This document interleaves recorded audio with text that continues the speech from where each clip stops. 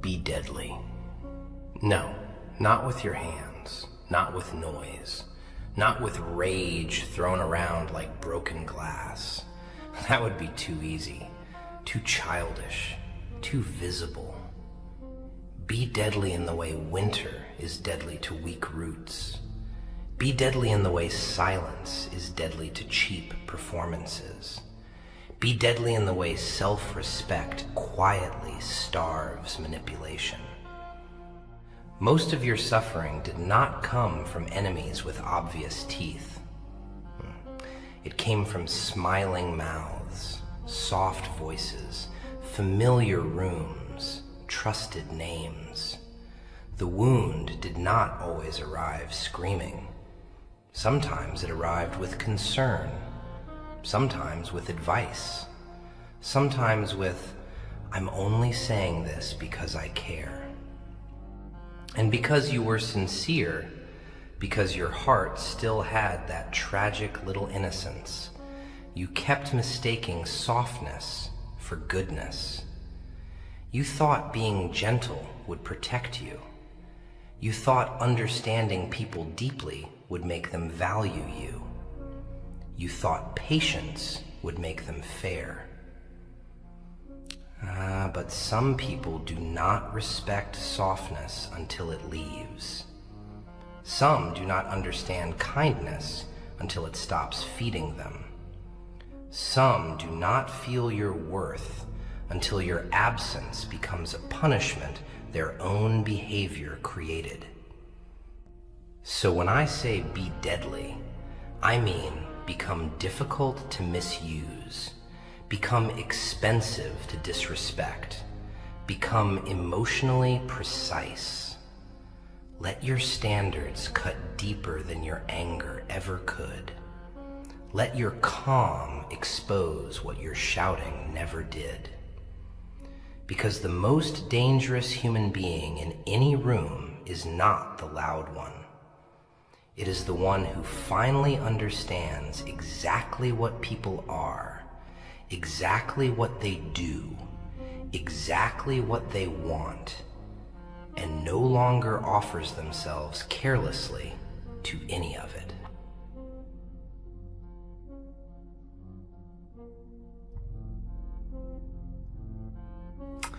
First, be deadly with your attention. That thing you keep handing out like loose coins. That thing you pour into people because you cannot bear to seem cold. It is not cheap. It only looks cheap because you have been spending it recklessly. People reveal themselves by what they do when they have access to your attention. A person who respects you becomes more careful with it. A person who envies you becomes greedy with it. A person who wants to control you begins measuring it, testing it, tugging at it like a child pulling fabric to see where it tears. Watch ordinary life. Watch the friend who texts, "just checking on you," but somehow leaves every conversation heavier than they found you. Watch the relative who pretends concern, but becomes visibly irritated when your choices are not shaped around their comfort. Watch the lover who says, "I miss you," and what they really mean is, "I miss immediate access to your emotional labor." There it is. Intent hiding inside affectionate language. You do not become deadly by insulting them. You become deadly by noticing them accurately. By refusing to let every ring of the phone drag your nervous system by the throat. By refusing to answer every mood, every guilt trip, every dramatic sigh, every small performance designed to make you prove devotion. The weak think attention is politeness. The wise know attention is endorsement.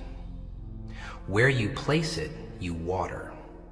Where you repeat it, you train people. So stop rewarding disrespect with explanations. Stop rewarding inconsistency with patience so endless it becomes self-betrayal. Stop making your focus available on demand. Let people feel that access to you is a privilege maintained by character, not demanded by familiarity. Because once your attention stops being easy, the false-hearted begin exposing themselves in a panic. And panic is honest.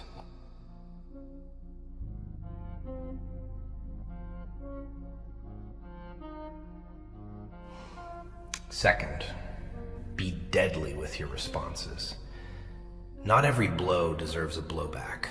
Not every insult deserves a courtroom of explanations. Some of you keep bleeding energy because you think clarity will save you. That's sweet disease. You think if you explain enough, they will finally become fair. If you say it gently enough, they will finally become honest. If you reveal enough pain, they will finally become human. But many people do not misunderstand you. They understand you perfectly. They are simply counting on your need to be understood. So they provoke, then stand back and watch you spend your dignity trying to clean up a mess they made on purpose. At work, someone speaks over you in meetings, then smiles later and says, "Don't be so sensitive." In family, someone keeps making little cutting remarks, then acts shocked when you go quiet. In love, someone disappears for hours, days, sometimes emotionally for weeks, then returns with, "I've just been overwhelmed," and expects instant softness because the sentence wore the costume of vulnerability. Costumes again. Your deadliness begins when your reaction becomes harder to manipulate than your feelings. You hear the bait and you do not bite. You see the guilt and you do not rush to kneel in apology for boundaries you had every right to draw. You let silence do what desperation used to do badly. There is something terrifying about a person who no longer rushes to defend themselves. Not because they are numb, no. Because they have learned that self-respect does not need a speech every time someone with poor character feels inconvenienced by it. Respond less. Observe more. Let repetition build your verdict. A single rude moment may be stress. A pattern is character. A single delay may be life. Consistent carelessness is information. Be deadly enough to stop converting evidence into excuses. Your peace depends on that little brutality.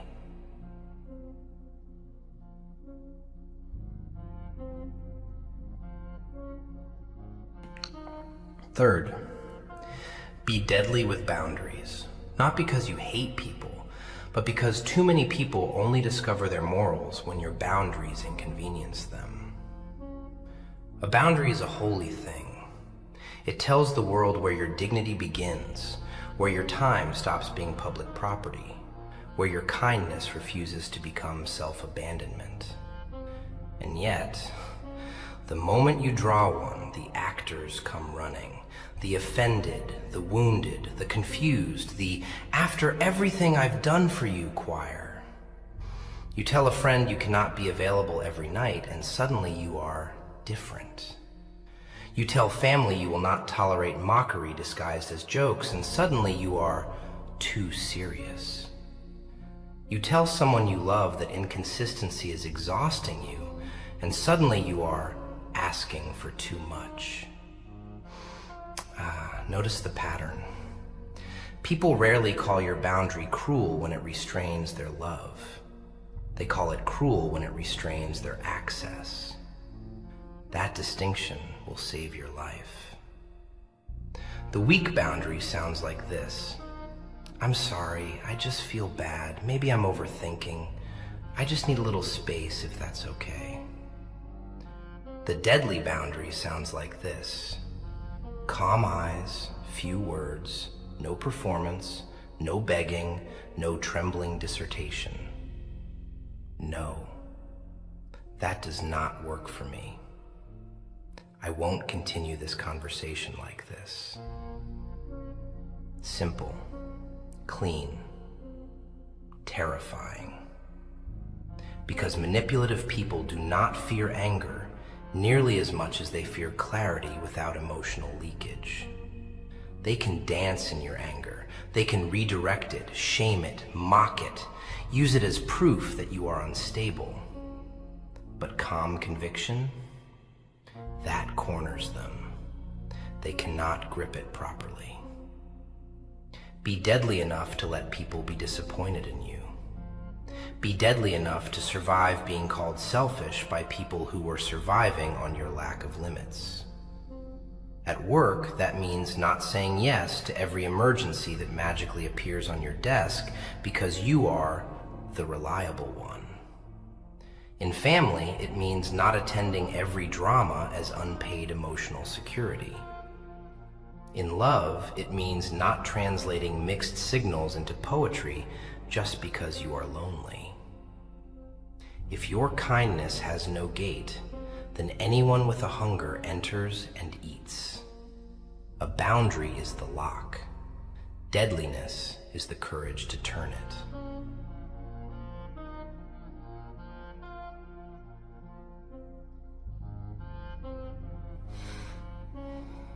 Fourth, be deadly with your image, but not in the childish sense of pretending. I mean, understand that people do not only respond to who you are, they respond to what they think they can get away with around you. And some of you have the tragic habit of broadcasting your softness before your standards. You show your wounds before your discernment. You show your loyalty before your limits. You show your patience before your principles. So the room reads you like an open wallet. Someone at work notices you never say no and begins handing you small favors that slowly become your second job.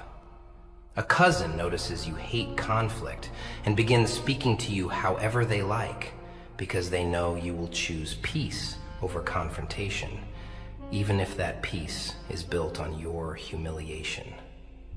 A partner notices you fear abandonment, and suddenly every disagreement becomes a test of how much disrespect you will tolerate to avoid being left.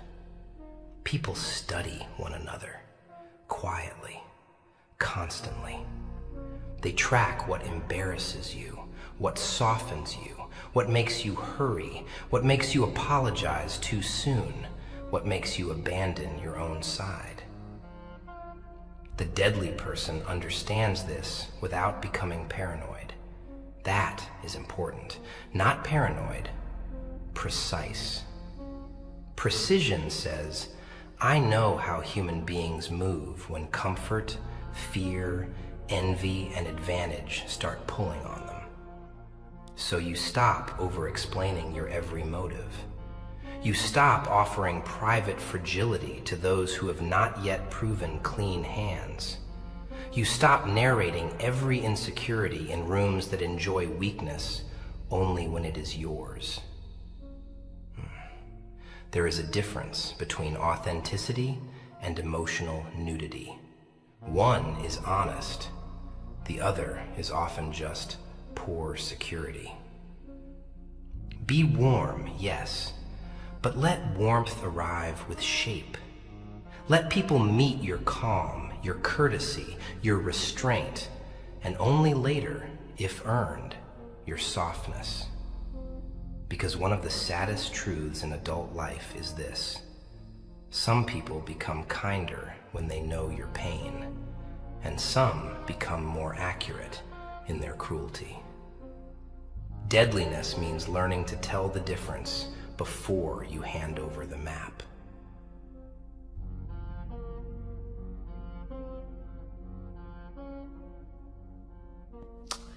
Fifth, be deadly with absence. Not as a game, not as some pathetic strategy copied from hollow little minds who think silence is power because they are too frightened to communicate. No. I mean, learn the sacred force of removal. Learn what disappears when you stop carrying what was never yours. Many relationships survive only because one person keeps dragging the corpse. One person sends the first message, starts the difficult conversation, smooths over the awkward silence, forgives the repeated carelessness, remembers the birthdays, keeps the peace, translates the mixed signals, absorbs the mood swings, lowers their own needs so the connection can continue pretending to be mutual. You know this one. Maybe too well. You call it loyalty because that sounds noble. But sometimes it is just fear with nice manners. You are afraid that if you stop carrying, the truth will collapse into the room. So you keep carrying. In friendship, you become the planner, the listener, the one who always checks in first. Then one day you go quiet, and suddenly the friendship dies on contact. In family, you become the bridge between everyone, the peacemaker, the one who swallows hurt to keep the table calm. Then one day you stop swallowing, and everyone accuses you of creating the tension they were feeding for years. In love, you become the translator for someone's inconsistency. You call their distance stress, their vagueness trauma, their selfishness confusion, their neglect overwhelm. Poetry. You turn pain into literature because plain truth sounds too humiliating. Deadliness begins when you remove your effort and watch what remains standing without it. That silence tells the truth faster than 100 conversations. Who calls? Who notices? Who shows up without being fed your energy first? Who becomes angry not because they miss you, but because your absence interrupted a pattern that benefited them? You see, removal is merciless because it exposes structure. If the bond was real, it strains, hurts, maybe trembles, but it reaches. If the bond was convenience wearing emotional makeup, it decays almost immediately. And that decay is not a tragedy. It is evidence. Be deadly enough to stop preserving dead things with living pieces of yourself. Let absence perform the autopsy. Let people reveal whether they loved you, needed you, used you, or merely enjoyed being mirrored by your devotion. There is a grief in learning that your presence was useful more often than cherished. But there is also freedom there. Cold, sharp, holy freedom. Because once you have seen what dies without your overfunctioning, you will never again confuse maintenance for love.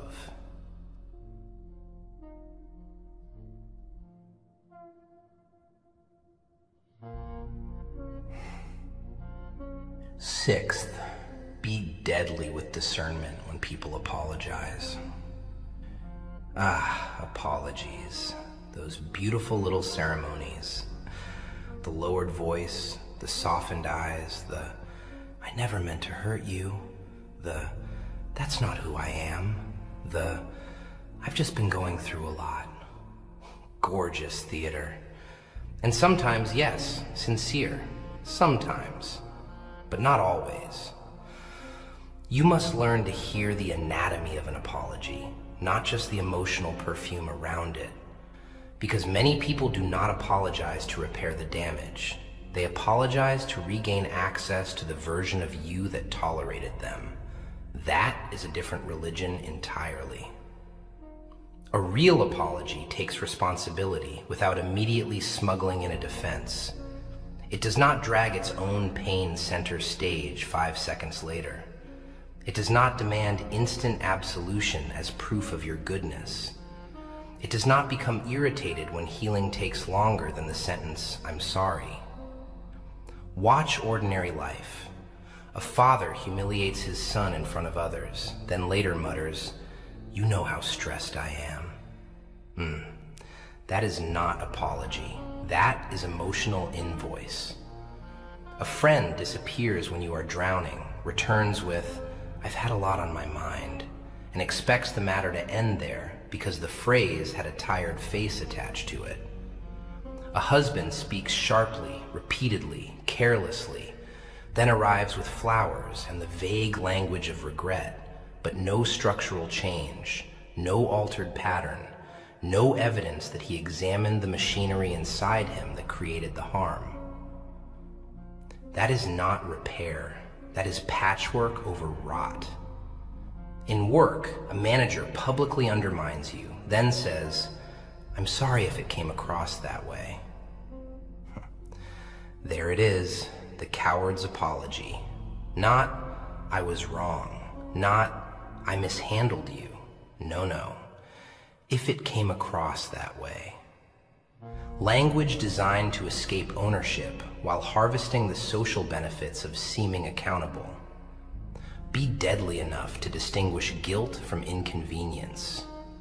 Many people cry, but not because they wounded you, because consequences have finally entered the room. Many people look sincere, but not because truth pierced them, because losing access frightens them. You must watch what happens after the apology. Do they become more careful, more honest, more restrained under pressure? Do they correct themselves without being chased? Do they protect the wound they created from being reopened? Or do they simply want the atmosphere cleaned so they can breathe without shame again? The answer is always in repetition. Always. Your deadliness lies in refusing to let one emotional moment erase a structural pattern. You can forgive and still revise access. You can show mercy and still remember data. You can accept someone's humanity without volunteering to be its practice field again. Mercy without memory becomes self-erasure. And self-erasure is not virtue. It is often fear dressed as piety. There is a clean, disciplined form of compassion that says, "I wish you well. I believe change is possible. But until change has weight, shape, and duration, my distance remains." That sentence terrifies false-hearted people because it denies them the shortcut. No performance, no tears, no clever timing, no soft voice at midnight after a week of carelessness. Only evidence can reopen what evidence destroyed. And let me tell you something sad, deeply sad. Some of the most dangerous people in your life are not the ones who never say sorry. They are the ones who say it beautifully, repeatedly, convincingly, while never changing the architecture of the harm. Those are the ones who keep kind people trapped for years, because the kind keep mistaking emotional language for moral transformation. Be deadly enough to stop confusing the two. An apology may deserve to be heard. It does not automatically deserve restoration. It does not automatically deserve trust. It does not automatically deserve the same version of you it once had careless access to. Let your mercy be sincere. Let your door be intelligent. That is how you remain clean without remaining vulnerable to the same knife in a prettier hand.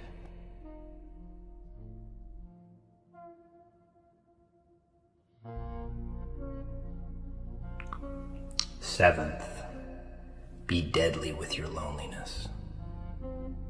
Because loneliness, Loneliness is where some of your worst decisions learned to mimic hope.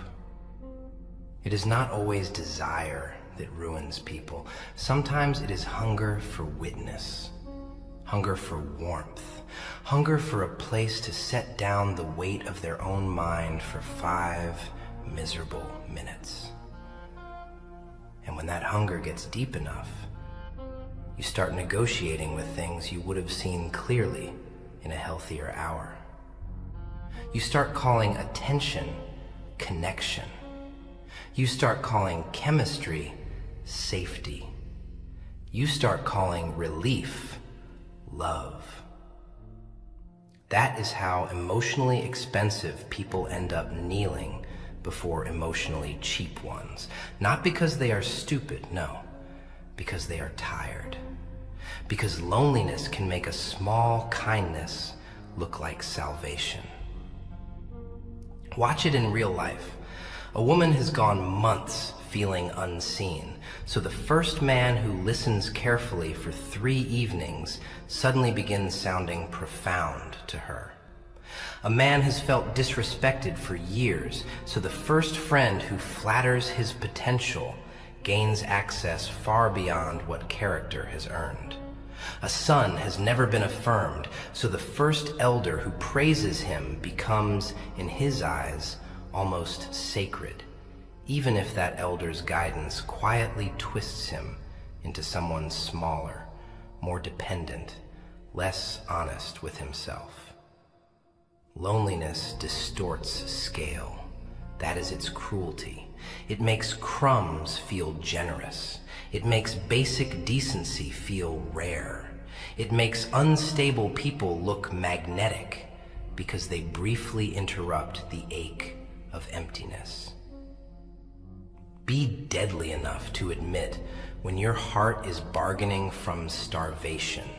Admit it.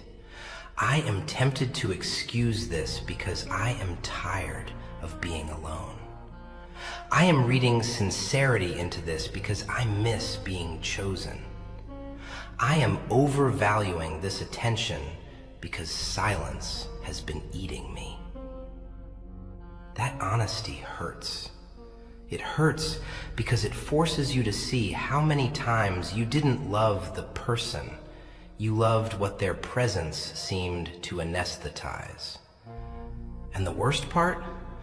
The worst part is that manipulative people can smell this. Not mystically, not magically, humanly.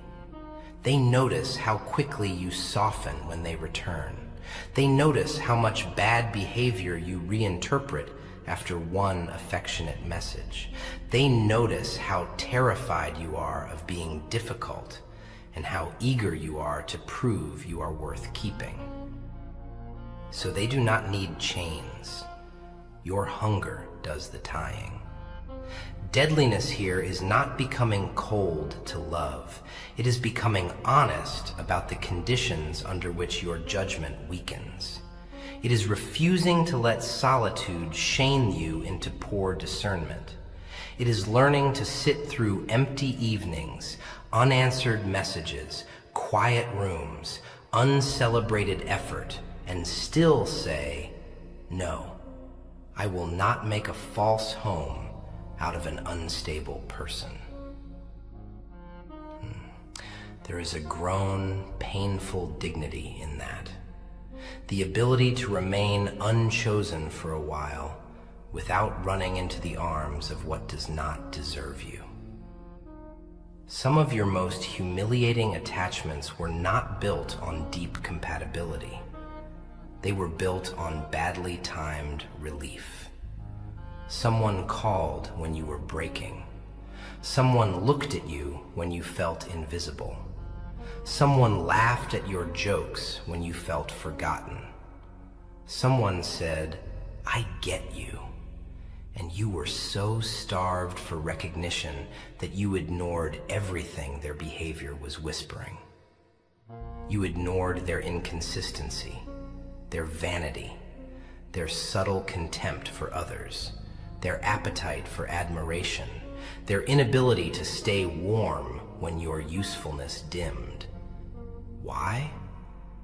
because they interrupted your loneliness. An interruption can masquerade as healing to the desperate. There's the joke, isn't it? You thought relief was redemption. You thought intensity was depth. You thought their return meant meaning, when really it meant they were bored, lonely, or temporarily in need of the medicine your attention provided. Be deadly enough to survive the withdrawal of being uncontacted without collapsing into fantasy. Be deadly enough to say, missing them does not mean they were good. Be deadly enough to recognize that longing often speaks with the voice of old wounds, not present truth. Not every ache deserves reunion. And do not misunderstand me. I am not praising isolation as if human need were shameful. No, need is human. Attachment is human. Tenderness is human. Wanting witness is human. But when need becomes your negotiator, you overpay. You accept. Confusion where peace was required. You accept vagueness where commitment was required. You accept charm where integrity was required. You accept potential because reality would force you to leave. That is why your loneliness must be trained, not obeyed. Sit with it. Name it. Let it cry if it must. Let it shake. Let it drag old memories into the room. But do not let it sign contracts on behalf of your future. Do not let a scared part of you hand your life to the next soothing liar with good timing. Because after every attachment built on starvation comes the same brutal awakening. They were not your answer. They were just louder than the silence. Be deadly then, by becoming a difficult person to seduce through emptiness. Let your standards stay awake, even when your chest feels hollow. Let your discernment remain standing, even when your phone is quiet and the house is too still, and your heart starts whispering that anything is better than this. No, not anything. Not anyone. Not every warm voice deserves entrance. Some doors stay locked, not because you are heartless, but because you finally learned that loneliness is a terrible architect. And the homes it builds inside unstable people always collapse on the one who needed shelter most.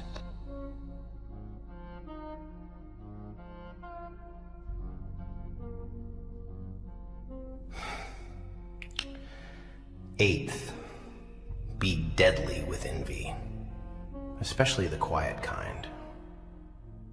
Loud hatred is simple, childish, easy to name. But quiet envy? That elegant disease, that polite poison, that smiling little grief people feel in your presence when your existence forces them to meet the parts of themselves they avoid. Not everyone who praises you wants you well. Not everyone who supports you publicly can bear your growth privately. Some clap until your progress begins speaking louder than their excuses. Then the room changes temperature. Maybe you have felt it. A friend who loved your dreams when they were fragile, hypothetical, harmless, but became oddly distant once they began becoming real. A sibling who always advised you warmly until your discipline exposed their laziness. A colleague who jokes more sharply the month your work gets noticed. It is subtle. That is why it gets past good people. Envy rarely arrives with a confession. It arrives as faint dismissal, delayed enthusiasm, selective silence, concern disguised as realism, tiny little cuts that give themselves the dignity of humor. I'm just being honest. Don't get ahead of yourself. You've changed. There it is. The language of someone unsettled by your movement. Deadliness means learning not to beg for warmth from people made cold by your becoming. That begging is one of the saddest spectacles in human life. A capable person shrinking themselves so the insecure can remain comfortable. A bright woman speaking less so a bitter room can keep pretending it values humility. A gifted man downplaying his effort because every time he stands upright, someone near him starts sounding concerned. Do you know how many lives were quietly reduced by the guilt of making lesser hearts uncomfortable? Thousands, millions maybe. A young man studies hard, improves his speech, becomes disciplined, becomes orderly, starts protecting prayer, health, work, mind, then hears, "Who do you think you are now?" A woman becomes less available to chaos, more measured, more dignified, less eager to perform friendliness for everyone, and suddenly she is arrogant. No. Sometimes what people call arrogance is simply the first version of you they could not casually access. Envy hates inaccessible improvement. It can tolerate your dreams if your habits remain weak. It can tolerate your intelligence if your courage stays small. It can tolerate your purity if your standards never become inconvenient to others. But once your inner life starts producing outer structure, once your self-respect becomes visible, once your discipline creates consequence, the envious begin narrating you. They cannot defeat what you are becoming, so they attempt to control how it is socially interpreted. They call your boundary bitterness. They call your silence pride. They call your focus coldness. They call your withdrawal from nonsense negative energy. Such beautiful little translations. None of them innocent. Be deadly enough to stop taking every criticism into your bloodstream.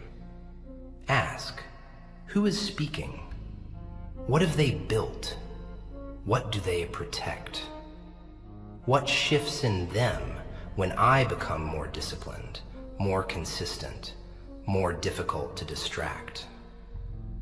Because criticism from the sincere feels one way. Painful maybe, but clean, specific, steady, not hungry for your reduction. Criticism from the envious feels different.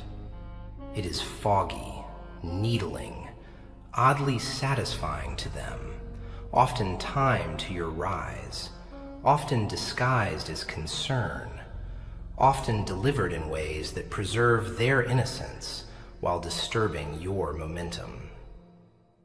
You must learn this texture. It will save years of self-doubt. And be careful.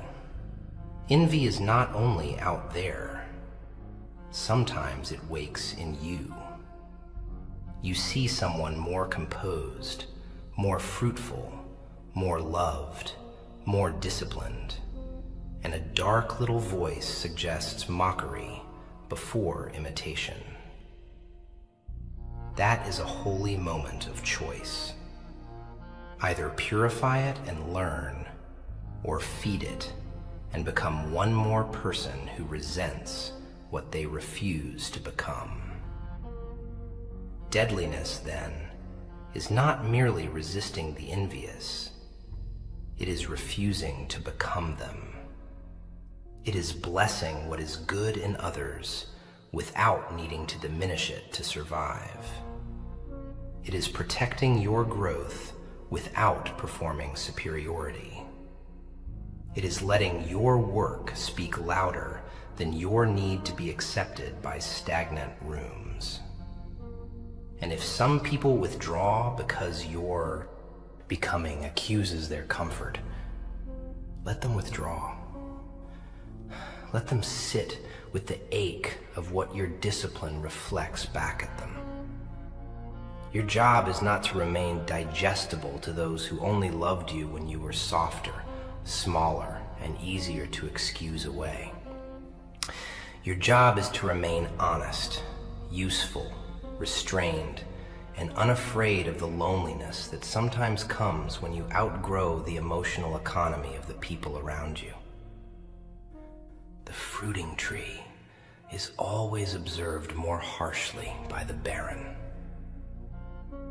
Still bear fruit, still grow, still become. And let their discomfort reveal more about their hunger than your height. That is a quiet kind of deadliness, one with clean hands and unbearable effect.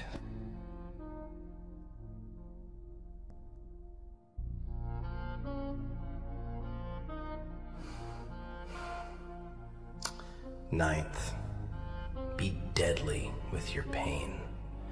Do not hand it to everyone as proof that you are real. Pain makes people honest, yes. It also makes them porous, and not every room deserves your porosity. Not every shoulder that looks available is safe. Not every listener is merciful. Some listen to understand. Some listen to catalog. Some listen the way thieves inspect windows. They want to know what frightens you, what empties you, what makes you apologize too quickly, what memory still controls your breathing, what sentence would make you fold. You tell them because you are trying to build intimacy. They receive it as tactical data. This is one of adulthood's uglier lessons. The world contains people whose empathy is sincere, and people whose empathy is merely good social camouflage for appetite. Watch it carefully. You confess a fear to someone, and suddenly every disagreement begins drifting toward that exact pressure point. You admit abandonment wounds, and somehow their inconsistency becomes more dramatic, more strategic, more timed to your attachment. You confess you hate disappointing others, and suddenly requests around you become wrapped in disappointment as leverage. In family, you reveal one insecurity and it gets joked about at gatherings for years under the banner of, "We're just teasing."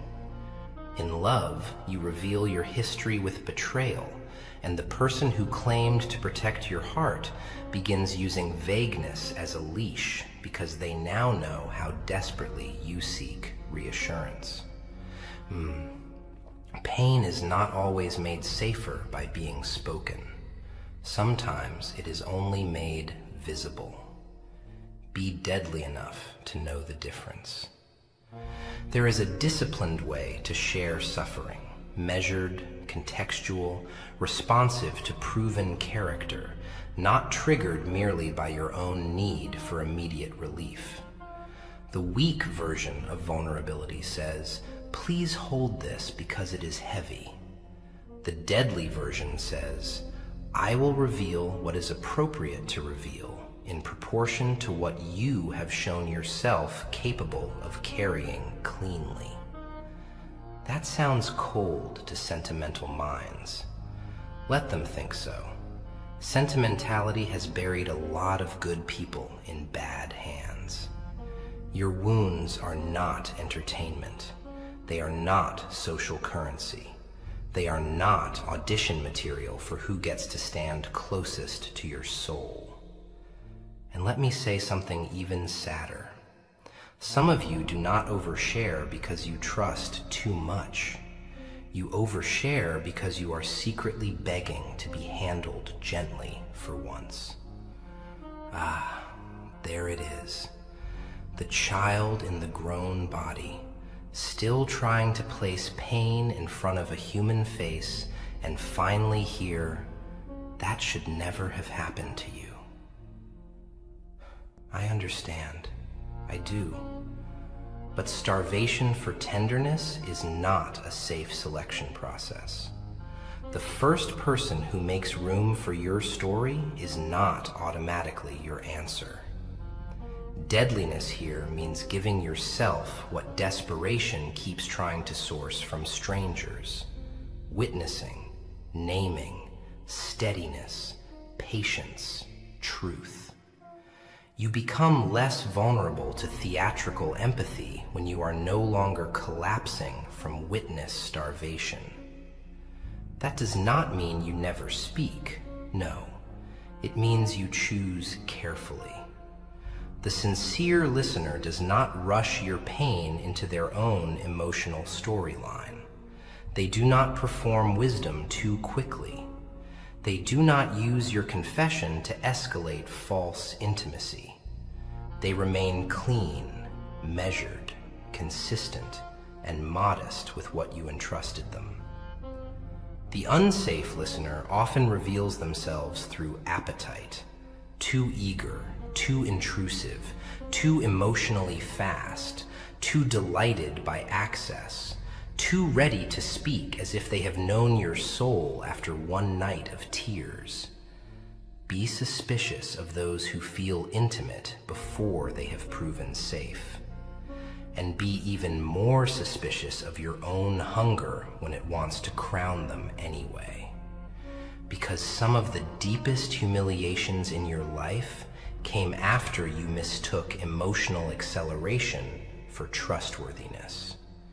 You thought being seen meant being safe. No.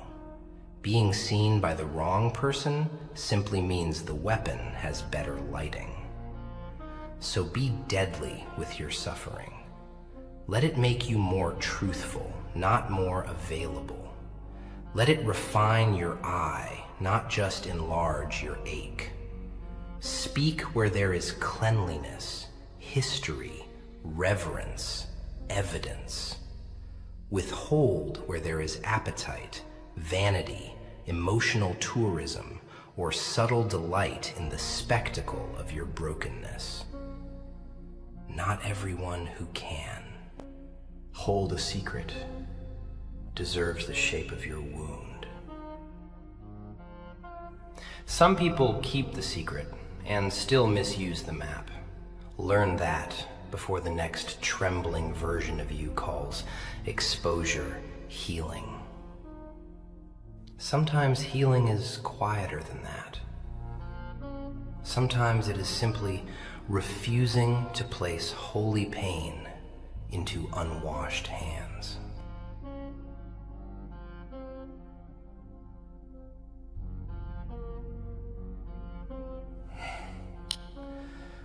Tenth, be deadly with time, because time is where people tell the truth without knowing they are confessing.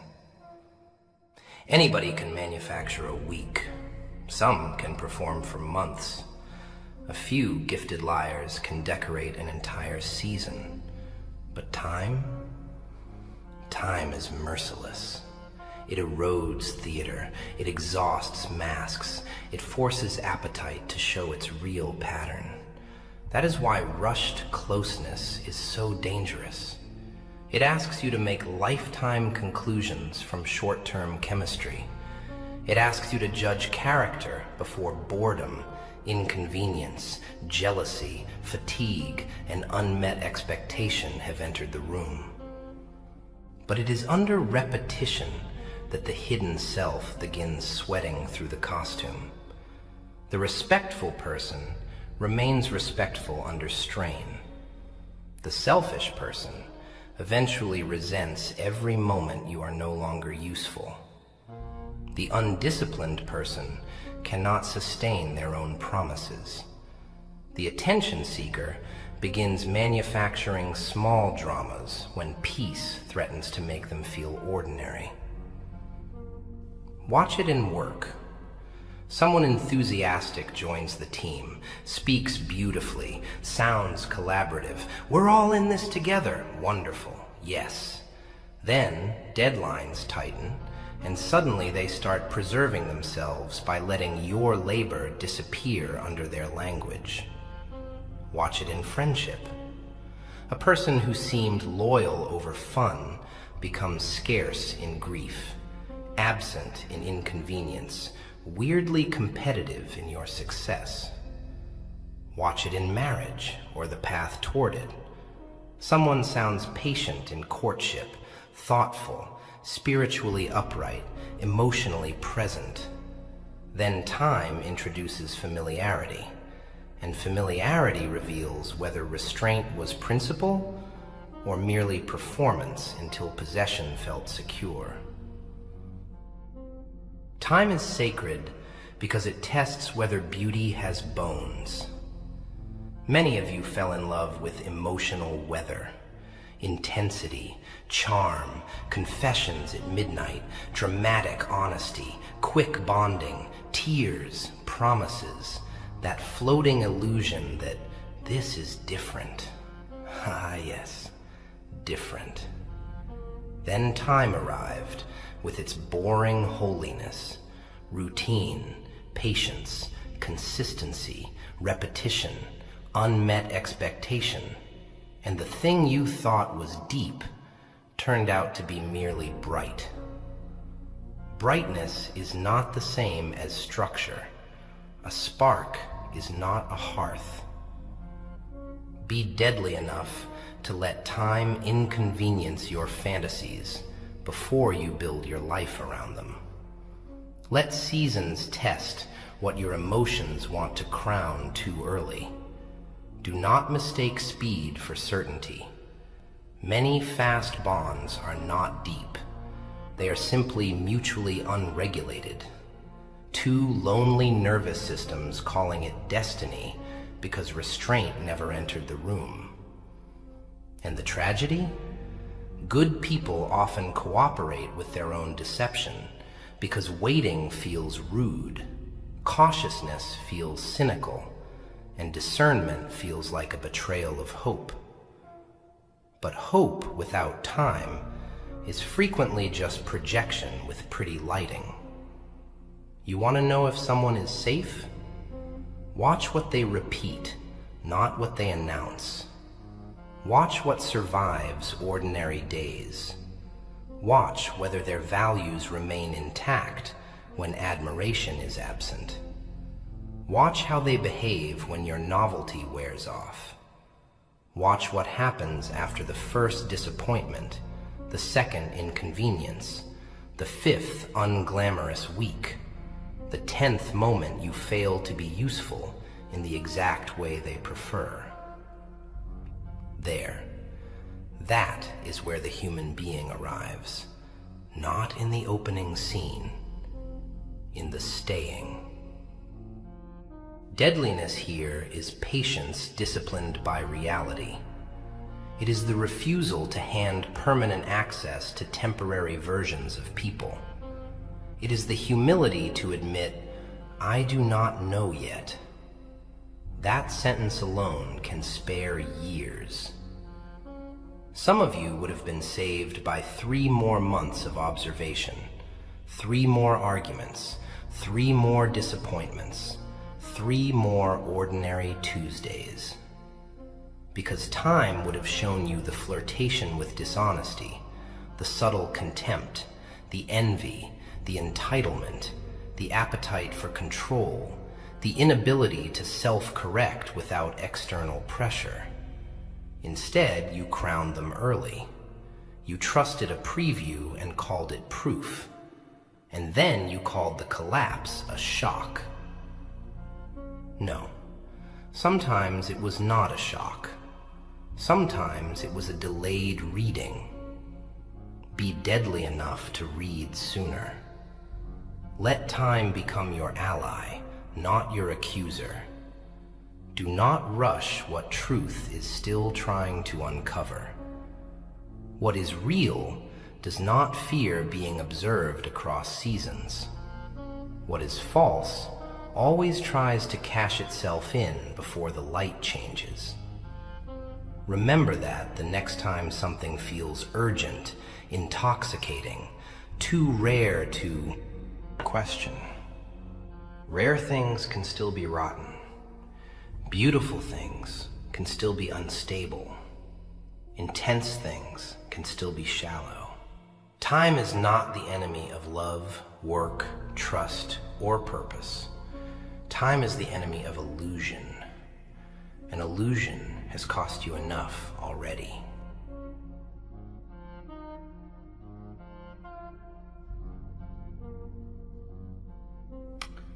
Eleventh, be deadly with self-respect, because without it, every other lesson collapses the moment affection, pressure, fear, or guilt enters the room.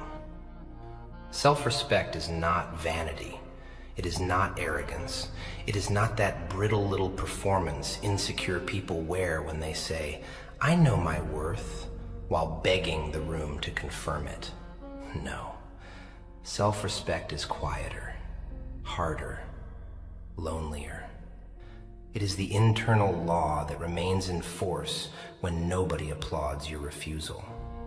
It is the line inside you that says, even if I am misunderstood, even if I am lonely, even if this costs me closeness, I will not participate in my own reduction. That sentence terrifies weak parts of you, because weak parts worship relief. Self-respect often chooses pain first and peace later. And that is why so few maintain it consistently. In family, self-respect may mean refusing to laugh at insults just because they arrive wrapped in tradition and a familiar face. In friendship, it may mean stepping back from someone you love because every conversation with them requires you to betray what you know. In work, it may mean not polishing the ego of a superior who thrives on public charm and private disrespect, even if pleasing them would make your path easier. In love, self-respect becomes almost unbearable. Because love can make humiliation look survivable for a while. It can persuade you that one more explanation, one more forgiveness, one more swallowed ache, one more compromise with your own instincts is noble. But it is not always noble. Sometimes it is simply the slow corrosion of the self in exchange for intermittent warmth. Be deadly enough to say, no amount of affection is worth the repeated education of my nervous system into accepting disrespect. Read that again in your bones. Not every bond deserves the cost it extracts from your dignity. Some people are expensive in the worst way. They charge you clarity. They charge you sleep.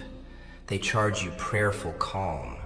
They charge you your confidence in your own perception. They charge you your ability to enjoy ordinary days without scanning for the next change in temperature. They make you live in interpretation, in management, in emotional forecasting, in constant little negotiations with behavior that should have disqualified itself months ago. And you keep paying because there are beautiful moments mixed in. Of course there are. There are always beautiful moments mixed in. That is how traps avoid detection. Self-respect is what finally asks the clean, humiliating question, what is this costing me to continue? Not the fantasy of what it could become, not the memories of what it was during its brightest hour, not the guilt of leaving, not the fear of seeming cold. The cost, the current cost.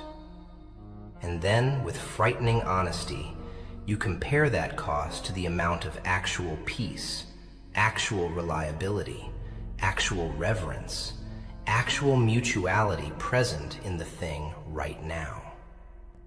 This is where many people collapse, because numbers replace poetry, reality replaces hope, structure replaces sentiment, and suddenly they must admit the relationship, job, friendship, dynamic, or family pattern is not merely difficult, it is degrading. That word matters. Degrading. Does this make me smaller in character? Smaller in honesty? Smaller in steadiness? Smaller in my relationship with what is right, clean, and true? If yes, then staying without meaningful change is not loyalty, it is collaboration. Collaboration with your own diminishment. Deadliness means self-respect so disciplined that even when your chest aches, even when your memories beg, even when your lonely mind writes speeches about potential and mercy and maybe they'll finally understand, the law within you remains standing. No, not at this price. That is the sentence that rebuilds broken lives. Not because it feels good, it rarely does at first, but because it returns governance to the one person who has abandoned you too many times already. You. And once self-respect becomes practiced, not just admired from afar, something changes in your whole atmosphere. Manipulative people detect less room. Careless people detect consequence. Sincere people detect shape, safety, adulthood. You become harder to use, easier to trust, slower to deceive, cleaner to stand near. That is what Be Deadly was always. Trying to name not cruelty, not dominance, not cold vanity. Integrity with teeth. Mercy with standards. Softness guarded by law. A soul that can love deeply without kneeling before what insults it.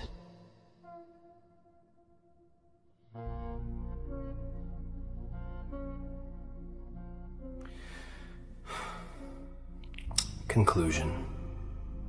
Be deadly then, not by destroying people, but by becoming impossible to feed on carelessly. Let the careless choke on the distance your standards create. Let the manipulative fail against the architecture of your calm. Let the envious find no permission in you to shrink yourself for their comfort. Let the inconsistent discover that one sweet message no longer erases a month of revealing behavior. This is not hatred. This is hygiene. Emotional hygiene, moral hygiene, spiritual hygiene. You have spent enough years confusing endurance with virtue, availability with love, pain tolerance with loyalty, understanding with obligation. Enough. There is a tragic vanity in some forms of goodness. The belief that if you just remain soft enough, patient enough, prayerful enough, explanatory enough, you can redeem the character of people who profit from your lack of limits. No. Your goodness is not a public utility. Your heart is not community property. Your nervous system is not a sacrificial field where everyone else gets to rehearse their confusion, laziness, envy, and appetite while you call it compassion. Mercy does not require stupidity. Patience does not require self-betrayal. Forgiveness does not require restored access. Love does not require the burial of truth. And truth truth is the blade you kept calling cruelty because it cut your own illusions first. The truth is that many of your deepest wounds did not come from obvious enemies. They came from unexamined access, from the people you kept reinterpreting, from the rooms you kept returning to, from the hope you kept placing where evidence had already spoken. They came from the part of you that wanted one more miracle from people who had only ever offered cycles. One more explanation from people whose behavior was already a full sentence. One more apology from people who loved the atmosphere of repair more than the discipline of change. No wonder you are tired. No wonder some part of you became suspicious of your own tenderness. It was not tenderness that failed you. It was tenderness without guard, tenderness without law, tenderness without the frightening maturity to say, I can care for you and still close the door. Be deadly enough to protect what is pure in you from what is merely charming. Be deadly enough to let time test what excitement wants to crown. Be deadly enough to survive misunderstanding. Be deadly enough to disappoint the very people who felt entitled to your endless emotional labor. Be deadly enough to hold your peace like a trust, not a toy. Let your silence become accurate, not resentful. Let your speech become measured, not desperate. Let your attention become earned. Let your boundaries stand without ceremony. Let your absence tell the truth where your presence kept editing it. Let your forgiveness be clean, but not gullible. Let your loneliness ache without becoming your negotiator. Let your pain be witnessed by the worthy, not displayed before the curious. Let your self-respect become the private judge that remains sober when affection tries to bridle it. And when the old reflex returns, and it will, when the chest tightens, when the memories glow sweeter than they were, when a familiar voice reaches for you with improved wording and convenient timing, stop. Stop and ask the only question that finally matters. What has changed in structure, not sound? What has changed in repetition, not emotion? What has changed in conduct, not vocabulary? If the answer is nothing, walk with clean hands. Walk even if they call you cold. Walk even if they rewrite you. Walk even if they perform pain in front of your mercy.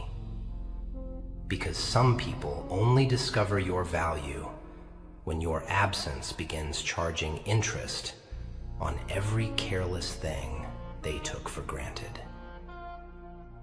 Let them discover it too late. Not out of revenge, out of truth, out of order, out of reverence for the life you were given and the heart you are answerable for. You do not owe permanent access to those who repeatedly turned your softness into convenience. You do not owe endless clarification to those who understood perfectly and still chose themselves at your expense. You do not owe your future to the patterns that already explained your past. Be deadly then. Not loud, not theatrical, not cruel. Precise, unavailable to corruption. Difficult to manipulate, expensive to disrespect. Gentle with the sincere, merciless with illusion. And if someday someone asks what changed in you, why your warmth has shape now, why your kindness no longer leaks in every direction, why your calm suddenly feels dangerous, let the answer sit there in your eyes before it ever reaches your mouth. I finally learned that love without standards invites hunger. I finally learned that peace must be guarded. I finally learned that the cleanest soul in the room should not also be the easiest to wound. And I will not forget again.